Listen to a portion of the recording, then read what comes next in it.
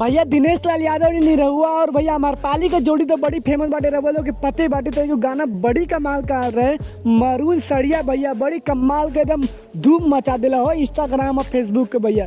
इतना रील बनल भैया, इतना रील बनल ना 22 मिलियन रील बन चुकल है भैया। एकर ऊपर रवा लोग को बता दी कि 10 मिलियन से ज़्यादा क्रॉस कर चुकल बाटे और इतना रील बनल बाटे कि नील कमल तो छाकल हो भैया।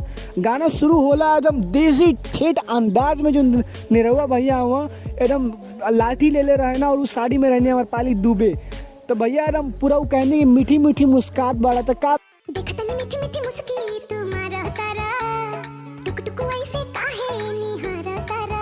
अरे इतना कमाल का लगे लेकिन पति और पत्नी से एकदम प्रेम रहेला बीच में एकदम गांव का अंदर देसी देहाती बिल्कुल भैया वैसे एकदम गाना का फील बाटे बड़ी कमाल का भैया। गाना गैले हैं नील कमल और भैया कल्पना दोनों मिल के गाना गैले हैं जब भैया बड़ी कमाल का। कल्पना का तो आवाज़ बड़ी कमाल के बाटे और नील कमल भैया का कैसा आवाज़ बाटे तो रवा लोग के पते बाटे। तो गाना बड़ी कमाल के बाटे। दिनेश लाल यादव और अमरपाली डूबे की वजह से ही गाना खाली फेमस नहीं किया भैया, नील कमल में पावरो बाटे भैया। जाके देखें जा कैसन लगा था गाना। गाना शुरू होला खेत में का गाना है, खेत में एकदम लाठी ले रहे दिनेश लाल यादव और उनके मेहरारू रहनी अमरपाली डूबे। तो ऐसे ही गाना चलेला खूब कहनी काहे कि मुस्कात बाड़ा तो कुल एकदम बड़ी मीठी मीठी तारीफ करे ना वो कहनी एकदम इसे देख के दिल से खुशी हुई गाना के। और रील इतना बनत बाटे इतना रील बनत बाटे ना भैया कि केकर हद नहीं के भैया, मतलब करोड़ों में रील बन गल बाटे कर ऊपर। तो जाके देखिन जा ऐसा का खास बात बाटे इस गाना में।